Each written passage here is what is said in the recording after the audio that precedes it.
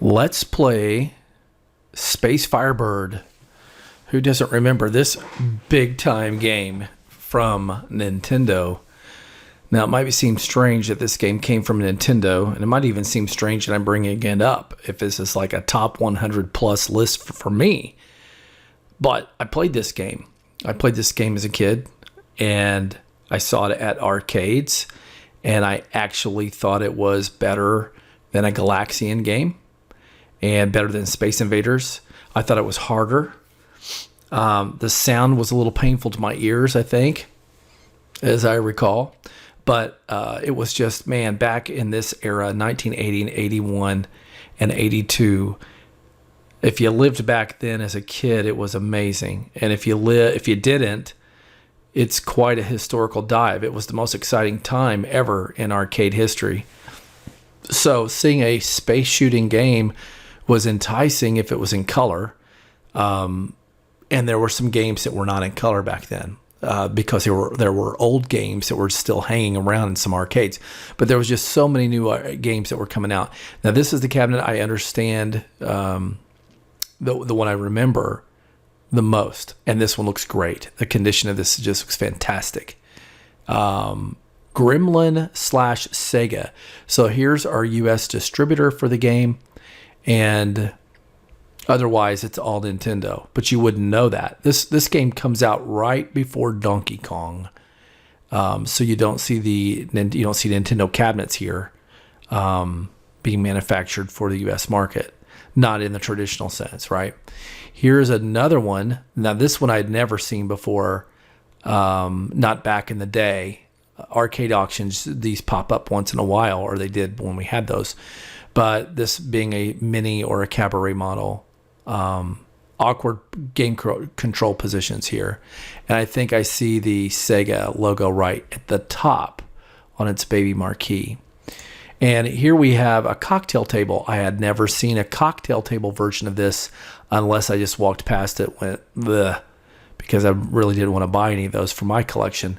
But again, they're cool, and seeing them in a dark place like a pizza place and having the opportunity to play the game was great.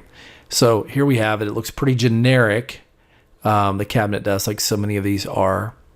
And then we have this rare find, which is a UK version in a Nintendo cabinet. So this cabinet then would predate a Donkey Kong cabinet, but yet shows many of the signs in the shape at the top, even though it's not flat top here. It's got an angle to it.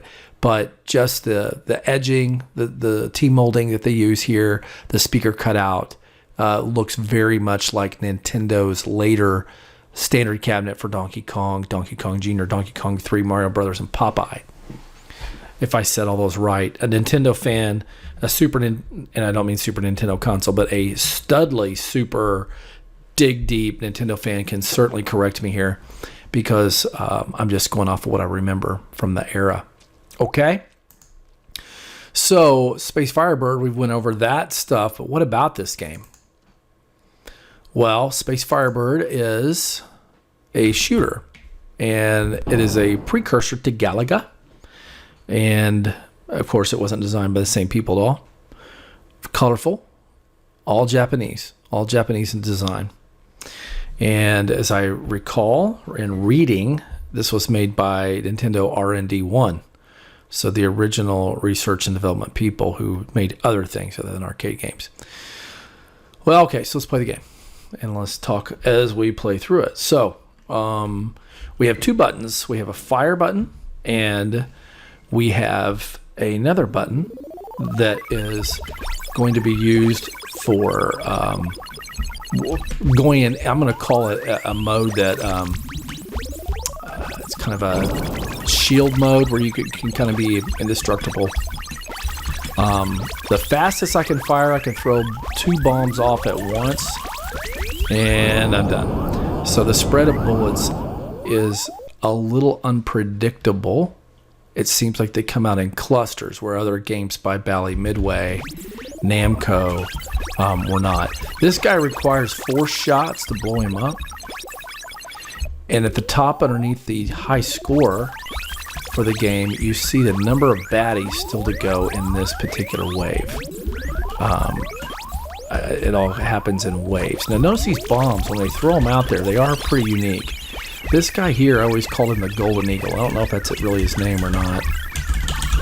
But you want to kill those guys. You want to take them out, because if you notice when they pass you, the number of baddies declines.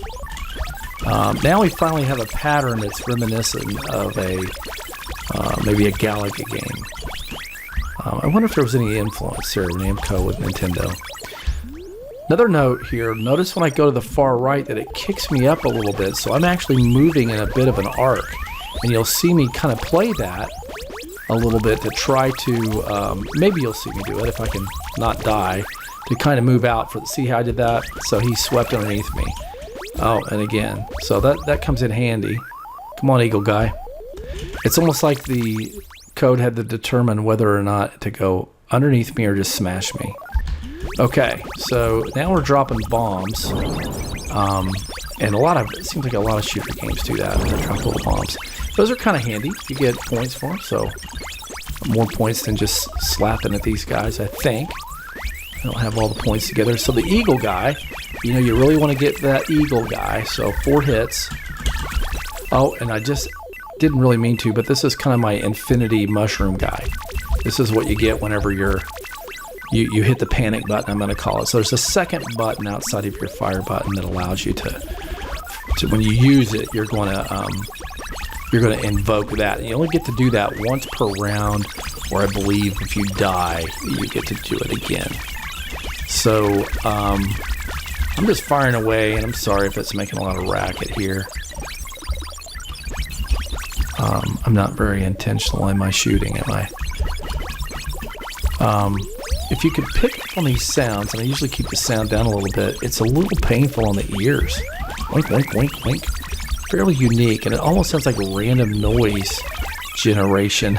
Not noise, it's not noise, it certainly sounds, but there's some oddities.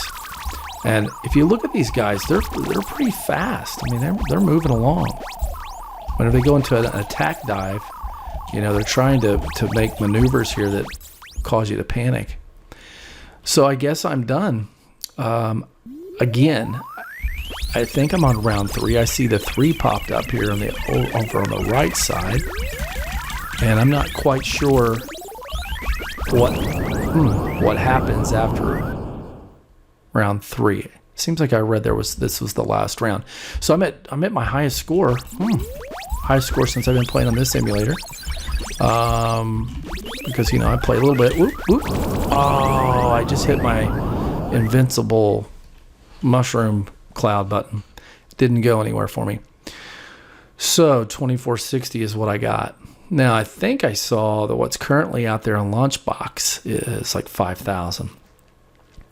So it's a very simple game, colorful, a little unique in that you have to hit. There's the bird in the middle for 50 points. You have to hit that one twice, and you have to hit the king bird that I talked about, the golden eagle or the eagle. You have to hit it 4 times to kill it.